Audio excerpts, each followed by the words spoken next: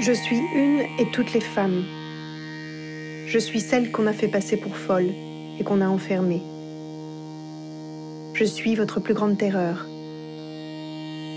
Je suis l'incarnation du quart d'heure de célébrité. Je suis Valérie Solanas, la femme qui a tiré sur Andy Warhol.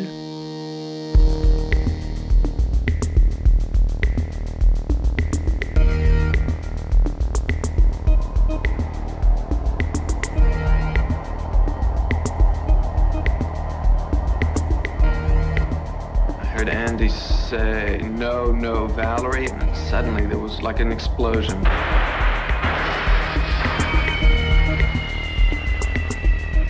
Pop artist Andy Warhol is shot and critically wounded by a disgruntled would-be actress named Valerie Solanas.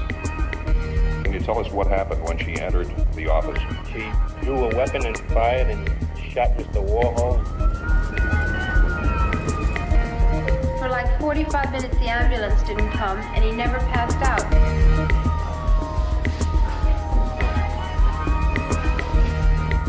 One bullet went into the left side and went out to the right side.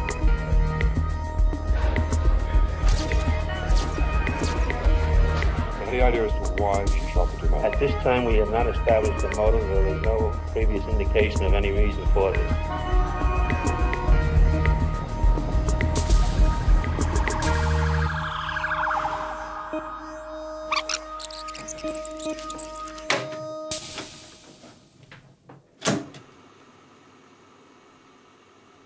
Is this Valerie Solanas? Yes, it is. You mean the famous Valerie Solanas? Yeah. How are you doing? Okay. Listen, I was calling you to find out if you were interested in having the Scum Manifesto reprinted. You wrote it, what, in 1968? No, it was 1967, I think. 67. Once upon a time you were an actress, too. You were a writer and an actress. Did you act in anything? No, not recently, no. Well, did you want to publish the manifesto? Yeah. You know, because, I mean, I'm told that this manifesto is just so brilliant. So I'm sure if it was printed, people would buy it. Comment tu le sens, toi, de l'adapter en français? Parce que c'est difficile d'imiter l'intonation de quelqu'un qui ne parle pas dans notre langue. Et puis elle a un accent vraiment très, très fort, très prononcé, très urbain. Ce sur quoi je jouerais, c'est la rapidité du débit, l'intention derrière. C'est-à-dire quelque chose d'assez droit. Et il y a une drôlerie aussi qu'il faut retrouver. Et tout à l'heure, quand tu seras devant le micro, pense bien à mépriser la personne qui t'écoute. Ce qui rendra certains passages encore plus drôles par ailleurs. Parce que vraiment, t'es l'odieuse bonne femme, quoi. Et en même temps, t'es quand même l'autrice du texte le plus radical de toute l'histoire du féminisme, tu vois. Ok. Est-ce que on se fait une première lecture? On commence directement à Je suis née avec North City.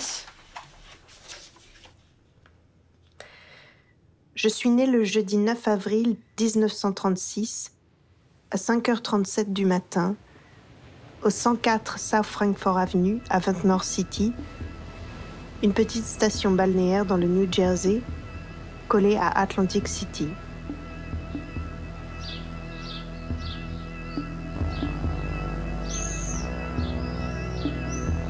Ma mère était assistante dentaire, elle avait 18 ans.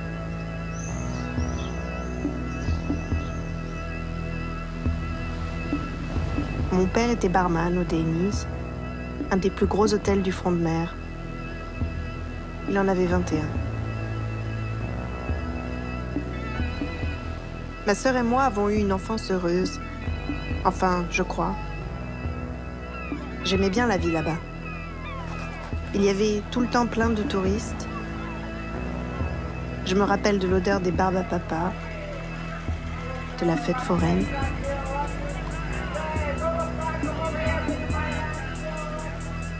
J'avais 4 ans quand ils se sont séparés et qu'ils nous ont envoyé, ma sœur et moi, chez nos grands-parents maternels, à Atlantic City. On m'a dit que quand j'avais 5 ans, mon grand-père me frappait avec sa ceinture et qu'au lieu de pleurer, je restais debout, face à lui, en riant.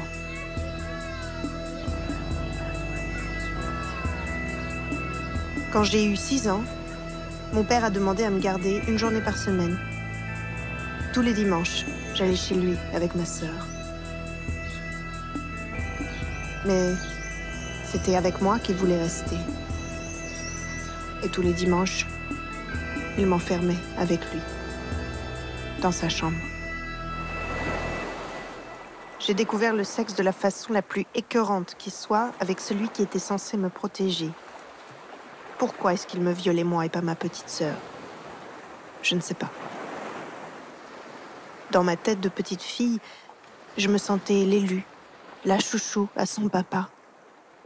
C'était sans doute pour ça que je l'ai supporté.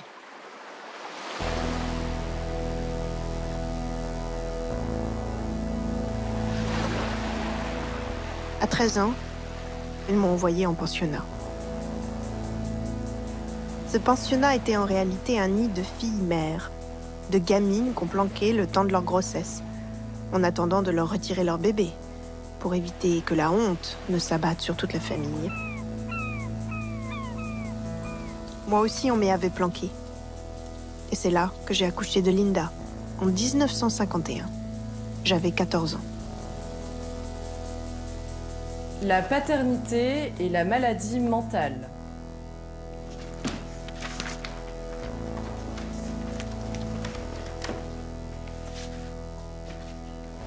Peur, lâcheté, timidité, humilité, insécurité, passivité.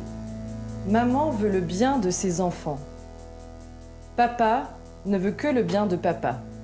Ce qu'il veut aussi, c'est s'approprier sa fille sexuellement. Il donne la main de sa fille en mariage. Le reste est pour lui.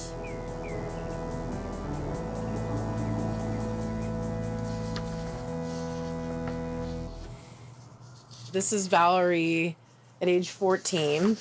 To me, she looks like such a young kid, and by now she's already had a daughter.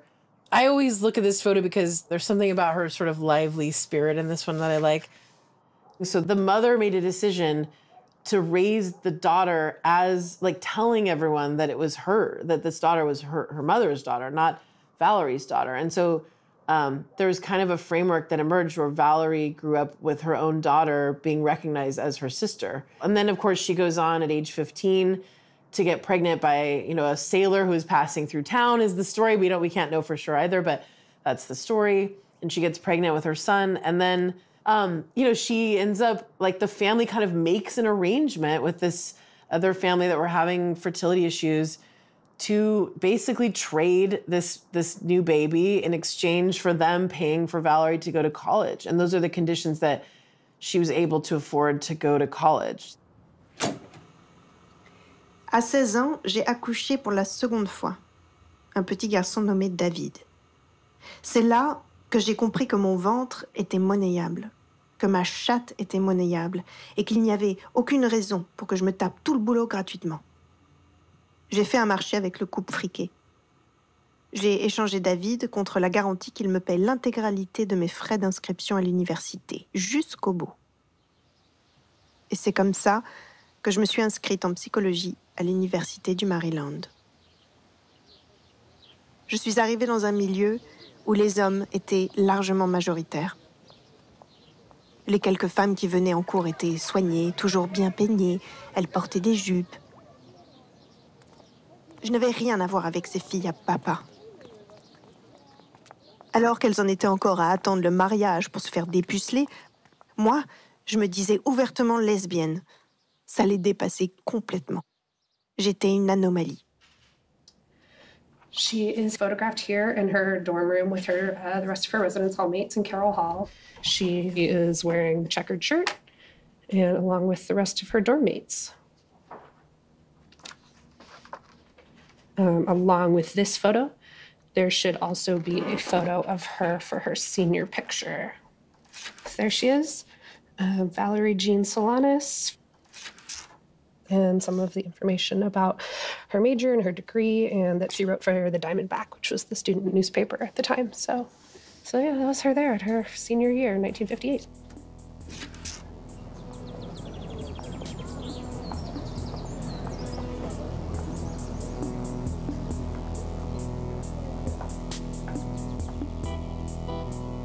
En parallèle de mes études, j'ai travaillé dans un laboratoire d'expérimentation animale. On observait les comportements des chats et des chiens. C'est là que j'ai commencé à théoriser que le mâle est un accident biologique. Le gène Y mâle n'est qu'un gène X femelle incomplet. Que l'homme est une femme manquée, une fausse couche ambulante, un avorton congénital. De nombreux savants mâles s'écartent prudemment de la recherche biologique dans leur terreur de découvrir que les hommes sont des femmes plus qu'incomplètes. Grâce au progrès technique, on peut aujourd'hui reproduire la race humaine sans l'aide des hommes. Ou d'ailleurs sans l'aide des femmes. Et produire uniquement des femmes. Conserver le mâle n'a même pas la douteuse utilité de permettre la reproduction de l'espèce. J'ai décroché relativement facilement ma licence et je me suis inscrite en 1958 en master.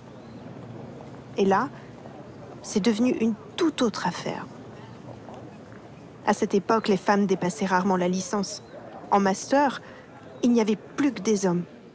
Et de toute façon, il n'y avait qu'eux qui décrochaient les bourses et les programmes de recherche. C'est là que les vraies emmerdes ont commencé. Et qu'on m'a poussée vers la sortie. On m'a pas renvoyée, on m'a juste privée de tout. Les chercheurs en place, dans leur insécurité mâle, protègent jalousement leur poste et veulent nous faire croire que seule une petite élite est à même d'apprécier les concepts scientifiques abstraits. Le but de l'enseignement supérieur n'est pas d'instruire, mais d'exclure le plus grand nombre possible de gens de certaines professions. L'homme, qui n'est qu'un corps, n'attribue pas de valeur à la connaissance et aux idées pour elle-même. Bien au contraire, il investit tout dans l'ignorance. Le mâle sait qu'une population féminine éclairée et consciente signifierait sa perte. En parallèle de mon master en psychologie, je me suis inscrite en philosophie. Mais c'était pas mieux. Alors je suis partie. J'ai traversé le pays en stop, et durant l'été 60, j'ai commencé à ruminer ce qui allait alors devenir mon œuvre majeure.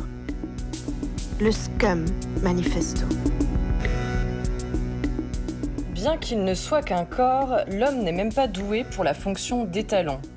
Obsédé qu'il est par son désir de bien s'en sortir, de battre un record, de ramoner consciencieusement, il se soucie peu d'être en harmonie avec sa partenaire. Rongé qu'il est de culpabilité, de honte, de peur et d'angoisse, son idée fixe est toujours baiser.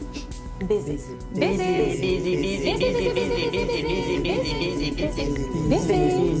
Il n'hésitera ni à nager dans un océan de merde, ni à s'enfoncer dans des kilomètres de vomi s'il a le moindre espoir de trouver sur l'autre rive un con bien chaud. Il baisera n'importe quelle femme, même s'il la méprise, et il ira jusqu'à payer pour ça. À toutes celles qui ont un brin de civisme, le sens des responsabilités et celui de la rigolade, il ne reste qu'à renverser le gouvernement, en finir avec l'argent, instaurer l'automation à tous les niveaux et supprimer le sexe masculin.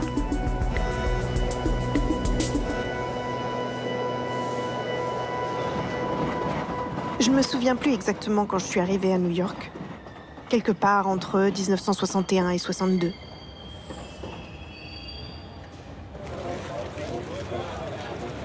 Le village était une porte ouverte vers une liberté à laquelle je n'avais jamais goûté. C'était fascinant. Le monde était plein de frics, de marginaux, de rebus, de pédés, de gouines, comme moi.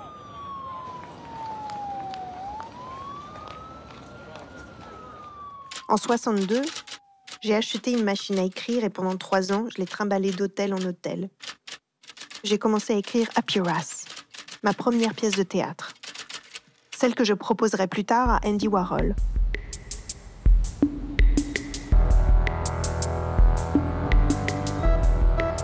Je me suis installée à l'hôtel Earl, qui avait la particularité d'avoir une aile spéciale pour les drag queens et les lesbiennes.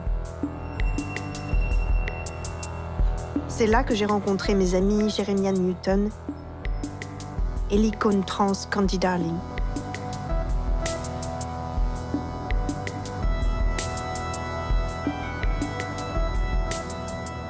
Je m'y sentais bien, mais je n'avais pas un rond. Les loyers impayés ont commencé à s'accumuler. Ils m'ont flanqué dehors. Alors, je suis partie vivre dans la chambre 606 du Chelsea Hotel.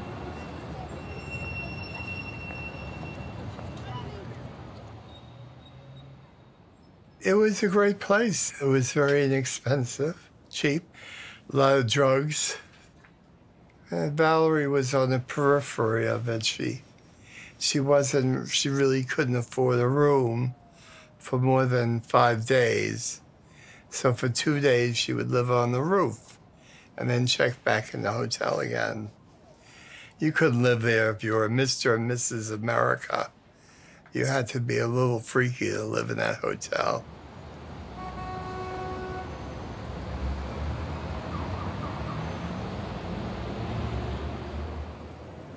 De temps en temps, j'amenais des mecs sur le toit, je les suçais ou je les laissais me baiser pour quelques dollars. Je les haïssais. En 65, j'ai enfin achevé l'écriture d'Up Your Ass.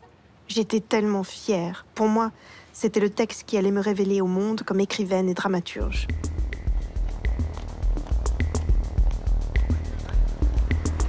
Il me manquait qu'un petit coup de pouce. L'aide de la personne la plus influente de toute la contre-culture new-yorkaise, Andy Warhol. Andy était l'homme de la situation. Il avait le pouvoir de rendre célèbre qui il voulait. Il produisait à tour de bras les œuvres de sa horde de sbires, des musiciens, des cinéastes, pour le peu qu'il lui fasse un peu de lèche.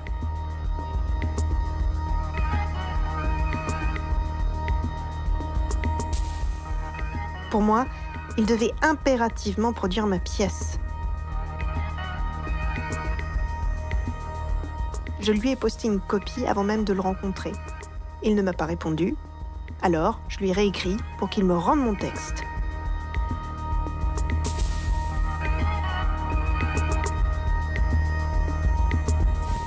Non seulement ce connard n'a pas voulu produire ma pièce, mais en plus, il l'a perdue.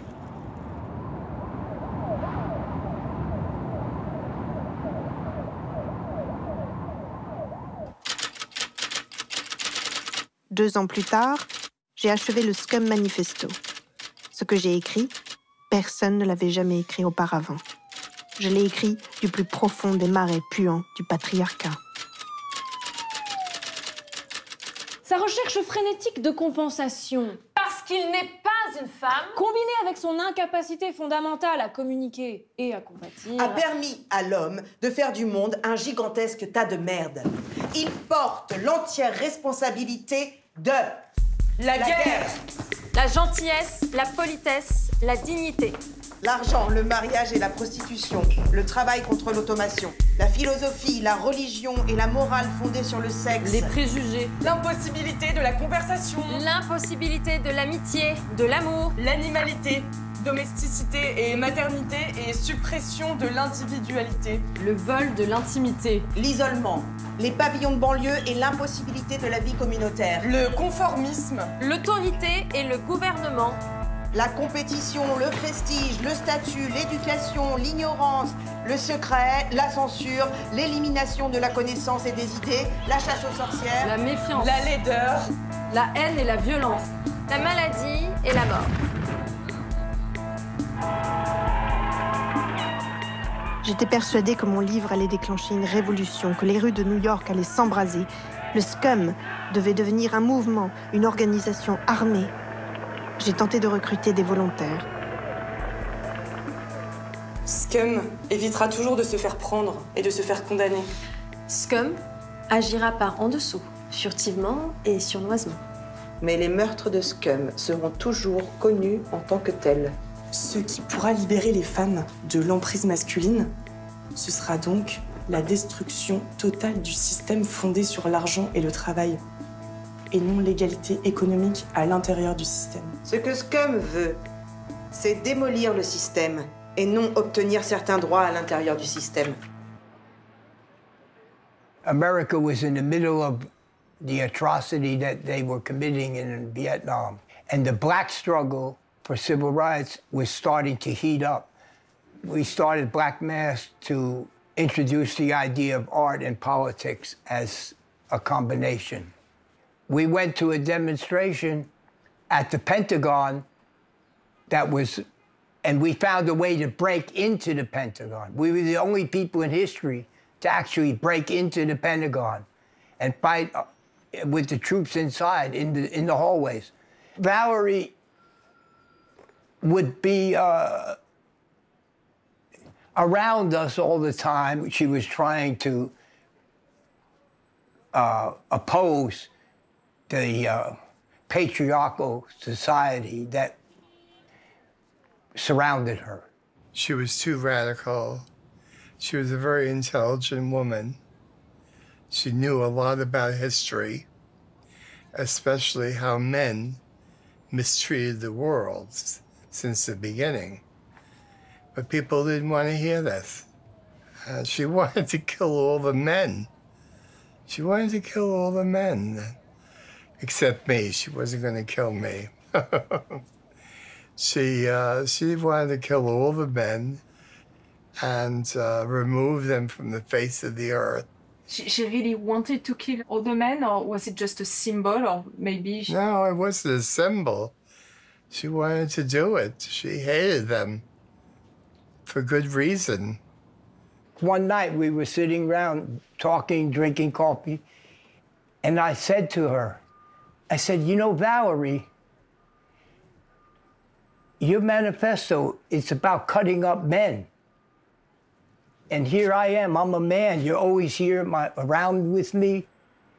And she had a look on her face like, I never really thought about that, she said. She said, oh, I promise, you'll be the last man we kill. J'étais la première femme à appeler ouvertement à prendre un flingue et tirer dans le tas. Avec le Scum, j'ai revendiqué avant l'heure ce dont le monde s'apprêtait à prendre conscience. Nous aussi, les femmes, nous pouvons être violentes.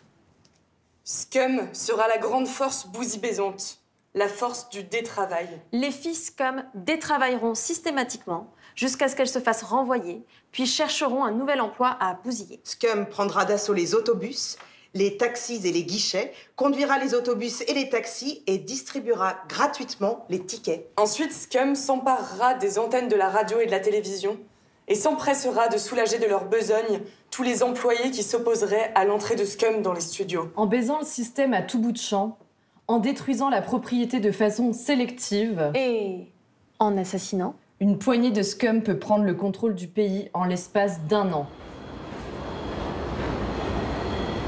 Le problème, c'est que personne ne voulait rejoindre mon organisation.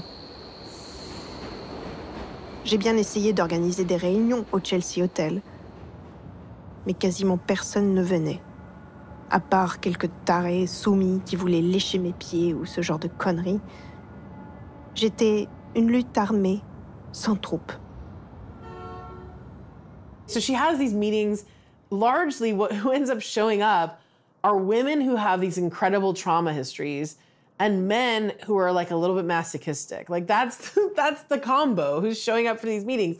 And there's these men who, you know, are like kind of in the model of like what she calls later the men's auxiliary, right? And they're interested in like men undoing masculinity essentially, or men sort of being like, yeah, I am a piece of shit. Like you should stomp on me. Like this kind of like bizarre, like masochistic frame.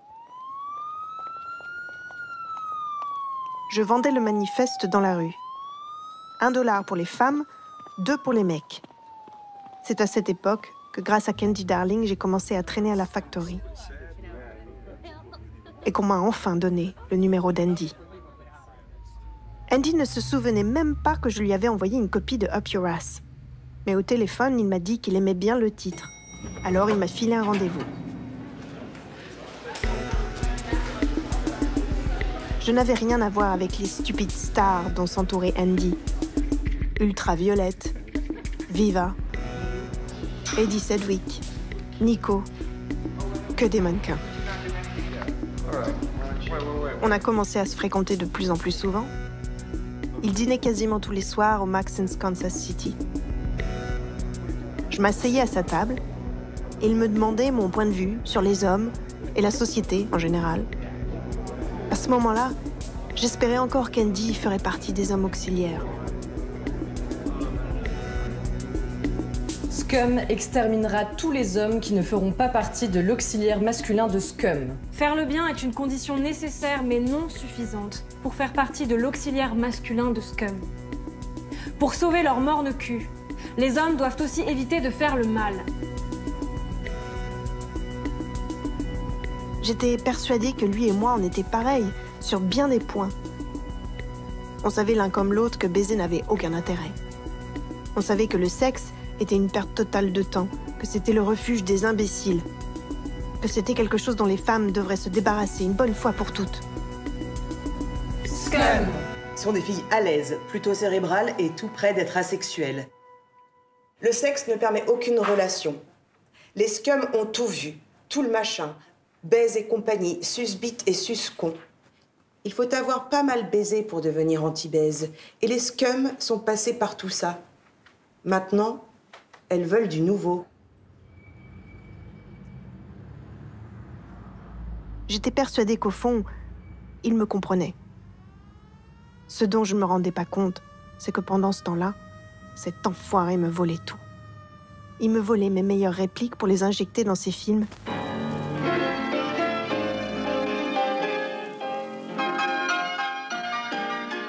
It's about time that women had someplace, somehow, something to do.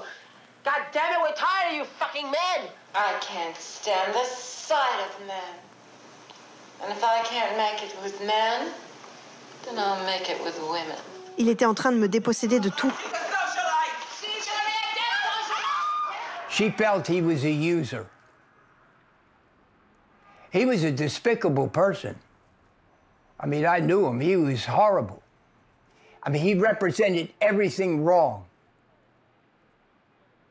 The way I see it, everything wrong in society, like the manipulation of creativity, the attempt to make everything a product, everything wrong he was perpetrator of. And she represented everything good to me, like an effort to survive, to overcome the hardship you've been through, to overcome the damages that you suffered. And to be creative, it's so clear to me.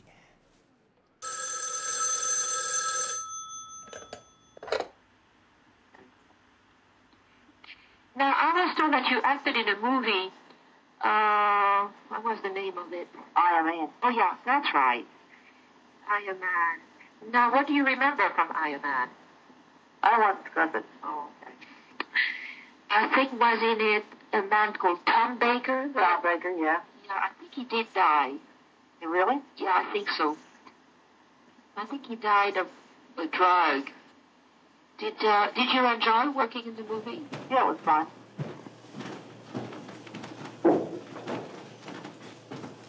Mon rôle dans Iron Man était complètement improvisé. Ils ont allumé la caméra, ils m'ont dit « Vas-y Valérie, dis-lui ce que tu lui dirais dans la vraie vie ». Et on est resté comme ça, à s'embrouiller dans une cage d'escalier pendant 7 minutes, en plan fixe. Wow. I just told you I don't like your tits. Well, okay, I keep my shirt on, you know. I still don't like your tits. Do you like men? Dig men? We're not talking about men, we're talking about tits. Do you dig men's Don't tits? change the subject. Do you dig men's tits? Do you dig men's tits? No, I dig my tits. I want to go home. I want to beat my meat. What we down? You remember any of the people that were in it? Yeah, I do. Yeah. I think they all died, didn't they? They all died. Did you make money at that? No. It was hard to make money with Andy Warhol, wasn't it? Yeah, it was. Andy m'a grassement filé $20 pour mon rôle. C'est ce qu'il filait à ses actrices. Viva m'a dit qu'elle aussi, elle avait touché $20 pour Bike Boy. Il nous exploitait toutes. L'art chez Andy est une véritable machine à cash. Tout n'est question que de contrats, de pourcentages, de recettes, de bénéfices. C'est tout ce qui l'intéressait. Il n'en avait rien à foutre de mon travail. She felt, in a way, it was a way for her to find economic help through him. There were a lot of people with money around Andy. I mean, it was all about money, but it was money, just selfish money. It wasn't helping people at all. Le grand art et la culture. Nous savons que le grand art est grand parce que les hommes, des spécialistes, nous l'ont dit. Et nous ne pouvons pas dire le contraire, vu que seules des sensibilités exquises, bien supérieures à la nôtre, sont à même de percevoir et d'apprécier ce qui est grand. La preuve de leur sensibilité supérieure étant qu'ils apprécient les saloperies. Mais l'artiste véritable, c'est toute femme saine et sûre d'elle. Et dans une société féminine, le seul art, la seule culture, ce sera des femmes déchaînées, contentes les unes des autres et qui prennent leurs pieds entre elles et avec tout l'univers. C'est à ce moment-là que j'ai décidé de prendre les choses en main. J'ai fait la connaissance de Maurice Girodias, un éditeur français puant qui avait publié Lolita, Histoire d'eau et Le Festin nu. Lui aussi vivait au Chelsea Hotel. Maurice est le seul qui ait pris au sérieux mon potentiel d'écrivaine. Sauf que son contrat était foireux. J'ai réalisé qu'en fait, je lui avais cédé tous mes droits, même ceux de mon manifeste et de ma pièce. Oh, God. Yeah, Girodias. If ever there is like a villainous character in this story, I feel like he's probably it. I mean, there's aspects of Valerie where you think, well, she might have been paranoid. I don't think that's the case with Maurice Girodias. So, you know, he gives her this contract, and this is a major, major problem for her. It made her feel so afraid of being controlled, of being taken over, of being exploited. And that is really the beginning of when, like, she really starts to lose it with regard to Warhol, because she starts to become paranoid that Girodias and Warhol have, you know, don't have her best interests in mind, which was in fact true. And that she's going to be exploited, and that her work is going to be stolen from her, and that she'll lose control, that she won't make money. Like, all of this stuff starts to unravel. Andy, il n'en avait rien à foutre de me produire. Il disait que chacun avait droit à ses 15 minutes de célébrité. Alors j'ai décidé d'en être. Puisque ça n'était pas de gré, alors ça a été de force. We were part of the occupation of Columbia University. The campus was surrounded by police, and nobody could get in or out, but somehow Valerie got in. So she came to see me, and she hung out with me for a while, and then she said, "Oh, I wanted to ask you, what would happen if I shot somebody?" So I told her, it depends who you shoot and if they die or not. She said, "Oh, okay," and she left. And a week later, she shot Andy.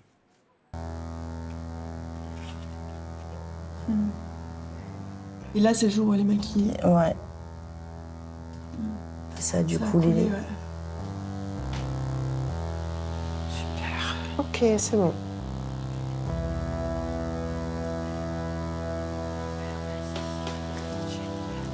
Tu la tiens bien. Ouais. Ok. Il faisait chaud ce jour-là. Dans mon sac, il y avait un Colt et un Beretta automatique. Je suis allée à l'Actor Studio pour essayer de choper le producteur Lee Strasberg pour lui demander de produire Up Your Ass. Mais je suis tombée sur Sylvia Miles qui venait de décrocher un rôle dans Macadam Cowboy. Elle m'a dit que Strasberg n'était pas là. Elle mentait. Elle avait peur. Je l'ai vu dans ses yeux. Et elle a fermé le studio. Après, je suis allée à l'appartement de la productrice Margot Feinden à Brooklyn.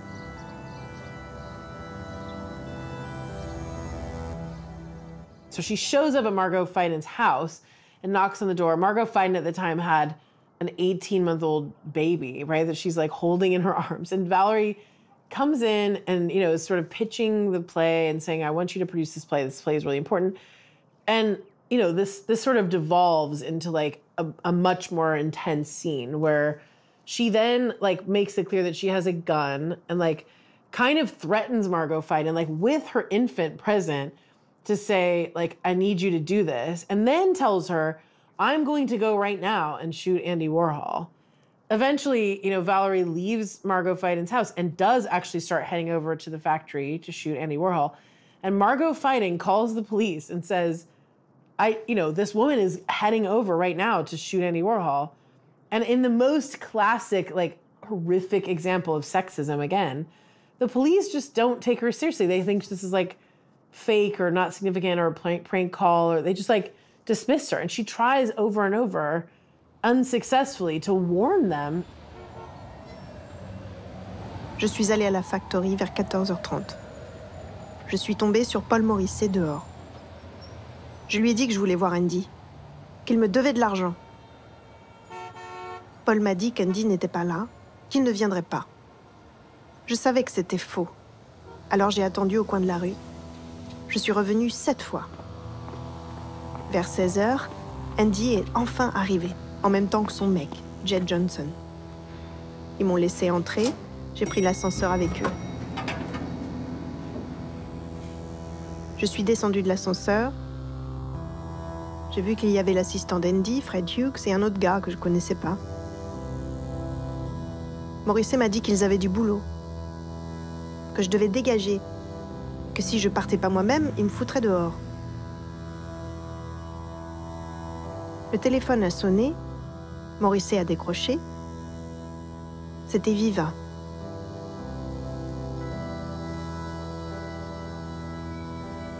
Morisset a tendu le combiné à Andy pour qu'il parle à Viva, et il est sorti de la pièce.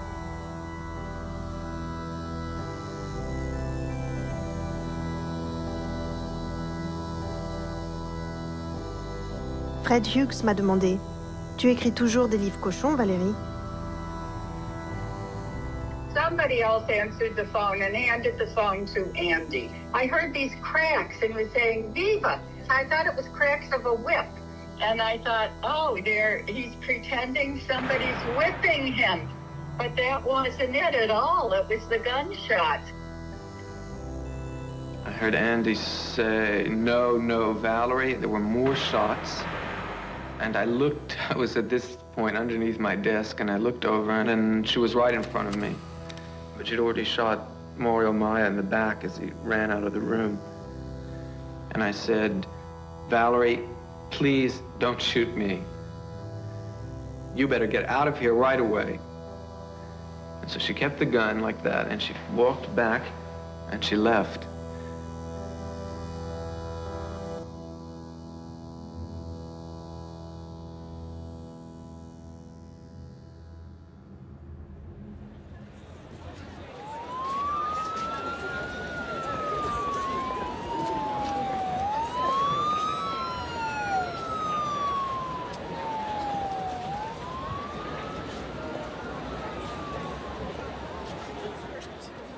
At approximately 4:30 p.m. this date at 33 Union Square West, 2 males were shot by a female.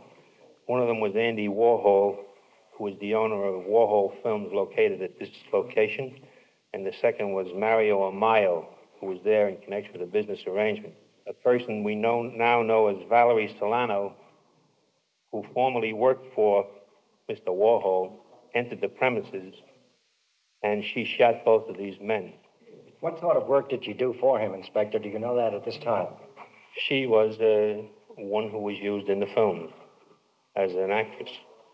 Was the other man that was shot connected in any way with the films that she was in? Has that been determined at this time? As far as I know, he was not.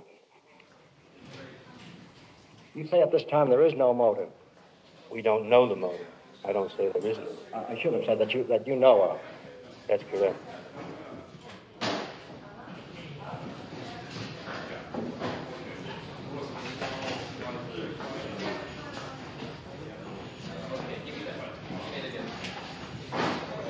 She shot him, she shot Mario Amaya, who was a friend of mine. He's gone now. He said to me, I can't believe she shot me. I had a brand new white suit on. She destroyed my suit. Shot him in the ass twice. Of course, Andy, she basically killed him. He was never the same afterwards.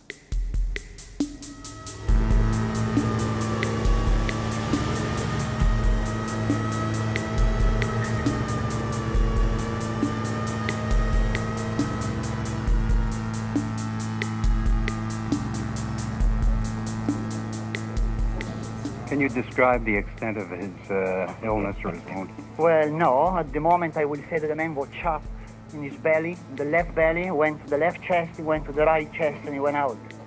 So he has an injury to his left belly, the left chest, and the right chest, and all his lungs have been shot.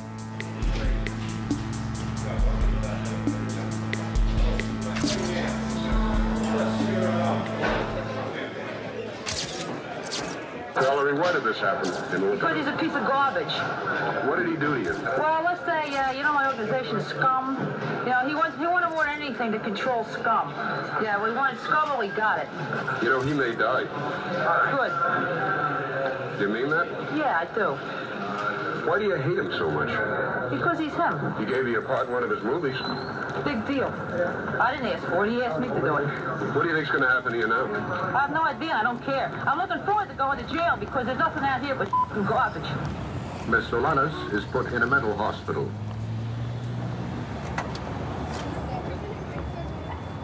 Ils m'ont empêché d'avoir un vrai procès, à la régulière. Le juge a décrété que j'étais cinglée.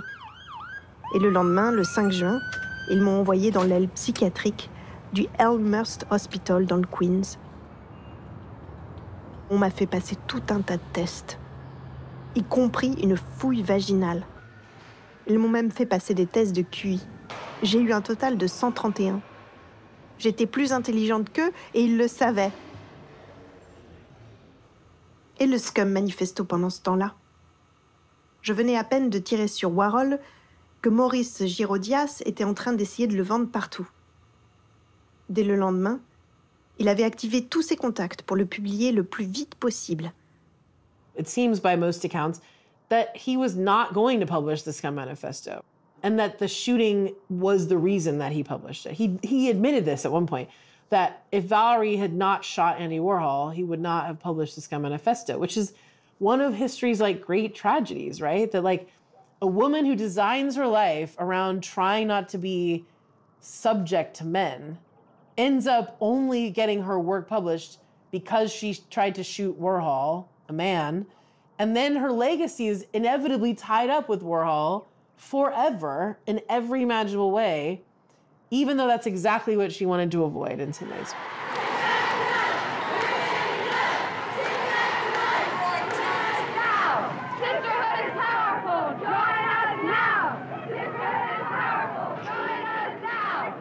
Tout un tas de féministes m'ont approché.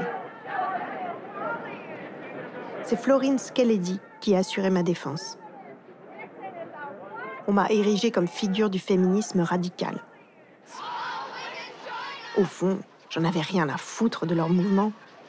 Elles n'avaient de radical que le nom. J'étais la seule à être passée à l'acte. Right after she's first imprisoned, you know, there's this group of radical feminists who like rush to her aid and are like, oh my gosh, you know, this is finally a woman has done something about anger. I went to support Valerie at her arrest and at the courthouse. And Florence Kennedy had been a lawyer for Rat Brown and a lot of Panthers. She was a tremendous force then in the women's movement. So she just naturally, when she saw this, she went down to defend her. And Valerie got abusive to Flo at one point, and Flo said, that's it. I don't take abuse from anybody. So I can try to find other lawyers for you and so on, but I'm out. So there's like a whole group that peels off that basically is like, you know, we want to defend Valerie Solanas and women's violence and women who are like put in these institutions and are treated terribly. And then there's the women that are like, we need to focus on respectability and like within system change, and we can't have this tainting our legacy, right? So there's like a big divide. Not that Valerie would have, wanted this or cared about this exactly, but there's a big divide between these two camps of feminists that happened at the time. We also were very angry, and we were also all evolving in our analysis of women's oppression. And Valerie seemed to be somebody fighting back, but she was violent. And we don't want feminism connected with violence. Valerie starts writing letters then to T. Grace Atkinson, a lot of letters. Many of these letters were like terribly abusive. I mean, terribly. She just didn't see activism in that way as like the way that women should go about it. She wanted sabotage. She wanted unworking. She wanted this sense that they were working underground. So there's this big tension between her and T. Grace that emerges then. So it was her identity as a writer that was primary for her. I really understand that now. And she didn't shoot Warhol by accident. Warhol was she was very shrewd. She was smart, and she was also shrewd.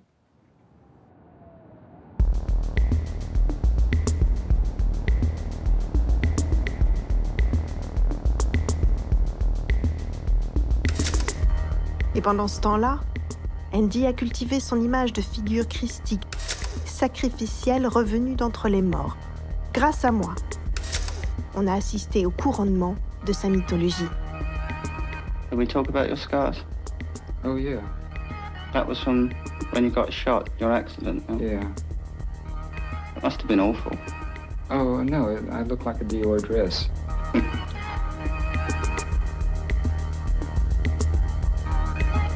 Très vite, j'ai appris qu'Andy ne voulait pas porter plainte contre moi. Comme c'est charitable. C'est surtout qu'ils voulaient tous éviter un procès. Ils voulaient me faire taire. Alors, ils m'ont fait passer pour folle. So with Valerie, she starts at Elmhurst Hospital. She then goes to Mattawan for a longer period of time. And then she ends up at Bellevue. And all of those were bad. Terrible food, pests and rats sort of infestations, terrible temperature conditions. I mean, for example, at Bellevue, they had programs where, they do experimental gynecological surgeries on. At the time, they were doing this just rampantly. They were like, oh, here's a whole population of women who can't really consent to this. And they did that to Valerie, right? So when she was in Bellevue, she had a hysterectomy that was not fully consented to. So she has this experimental surgery, and that starts this very severe psychosis that she becomes convinced that her uterus has been implanted with a tracking device by what she calls the mob. Now, the mob, we don't quite know what she thinks that is, but it's some conglomeration of men who want to exploit me, is essentially what that is. And she's not 100% wrong, right? Because her uterus has been violated. It is a site of trauma. It is a site of an institution doing something to her against her will. And I think that's such an important thing to remember is the most severe forms of psychosis are based in the real. En janvier 69, ils ont estimé que je n'étais soudainement plus folle et ils m'ont envoyée à la prison pour femmes. En juin, j'ai été condamnée à 3 ans de prison. J'ai réussi à m'échapper. Ils m'ont rattrapée 2 mois plus tard. Et à la fin de l'année 71, ils ont fini par me relâcher. She just got out of an insane asylum. And she was standing on the corner with a small suitcase. I said, what are you doing here? She'd been gone a few years. So they just let me out. They let me out. I said, where are you living? She said, I've got no place to go. It was sad, They just gave her the money to come back into Manhattan, and that was it. She had no money for food, nothing. I bought her a sandwich somewhere. As far as I know, she and her family have never received royalties for the Scum Manifesto. So this is also important to keep in mind, that like the work that most defines her, they never ever paid her for, right? And like Olympia Press never paid her for it, like never.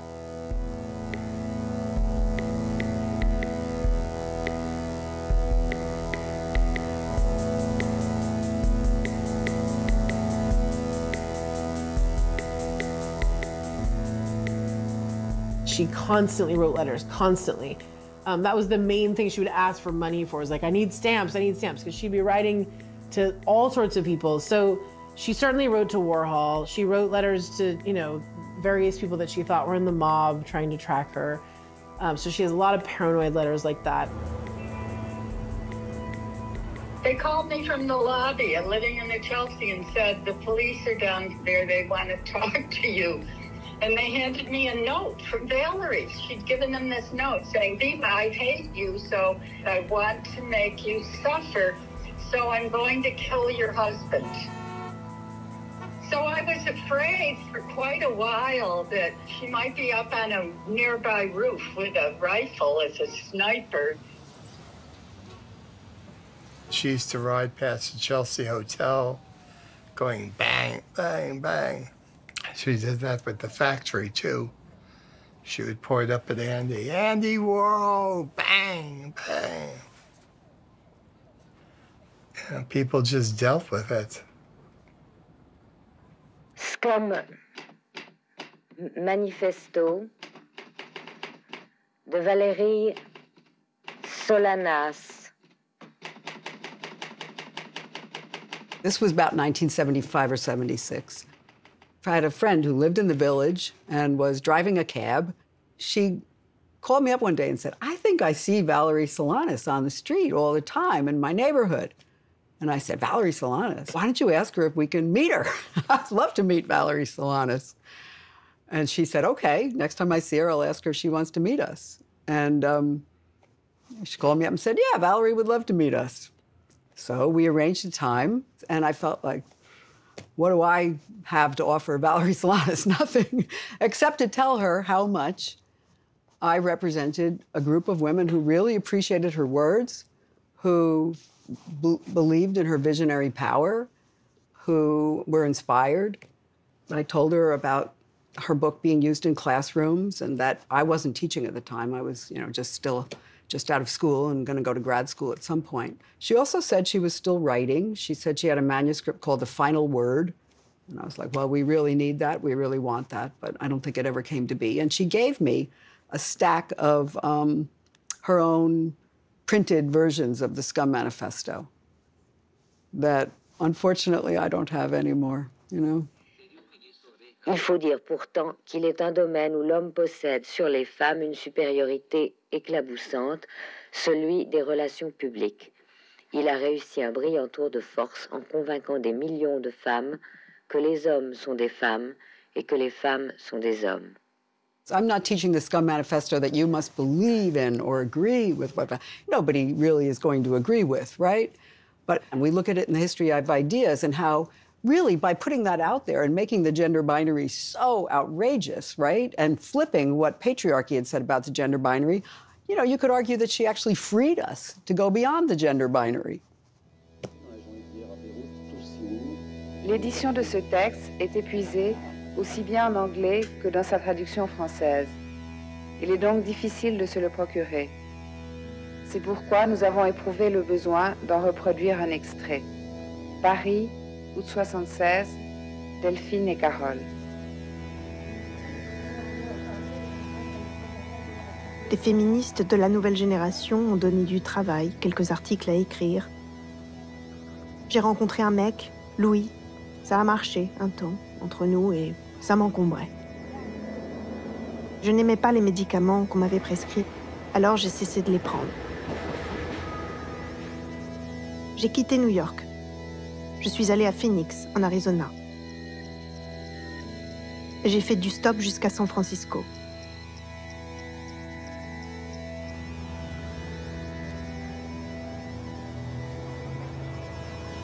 Je me suis installée au Bristol, dans le quartier de Tenderloin. Un hôtel social encore pire que ce que j'avais connu à New York.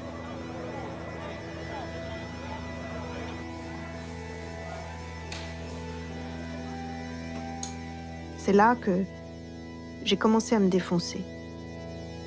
Alors que jusqu'à présent, j'étais toujours passée au travers de ce genre de truc.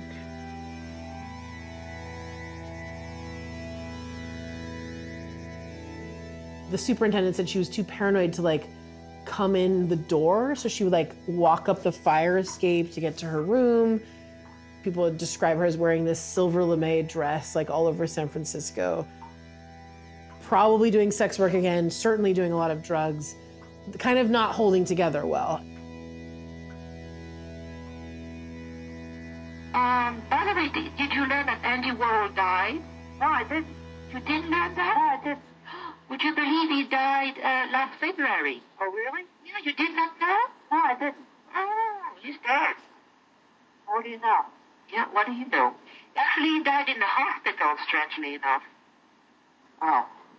Now, how do you feel about that? I don't feel anything. By the way, I'm here. I'm at this place under Valerie Solanas. Oh, I see. You're under a different name? Yeah, Zeno Ho. Z-N-O. Z-N-O. Yeah. Ho. H-O-L. Zeno. Well, what does that mean, Z-N-O, except it doesn't mean anything. Oh, it doesn't mean anything. I see. My last name is Ho, H-O-L. That's interesting. Well, I want to hang up now. Oh, okay. All right. Okay. So have a good night. We'll be in touch. Okay. Thank you. Bye. Good night, dear.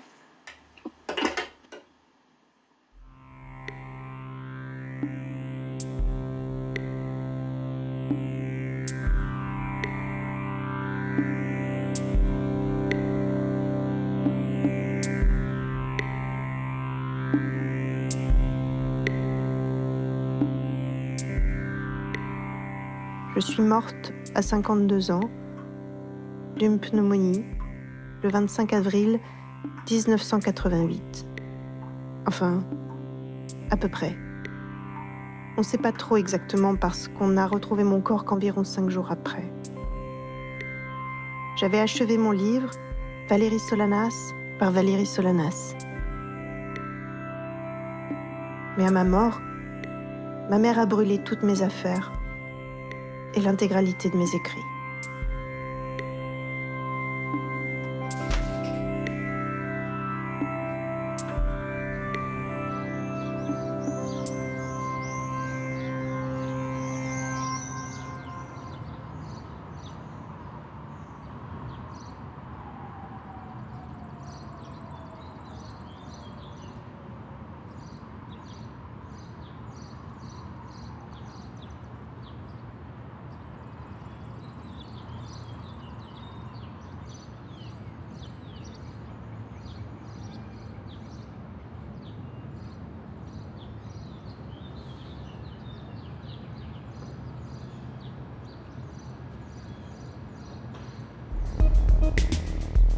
On recommence de quoi?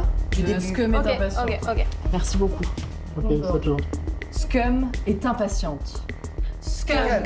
Pardon, j'ai fait une connerie. Excusez-moi. J'ai levé la main, je sais pas pourquoi. C'est trop mignon.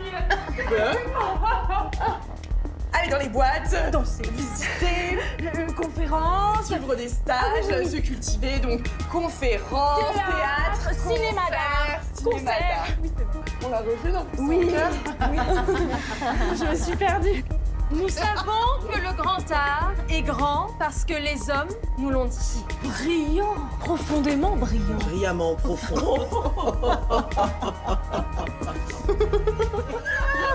C'est trop.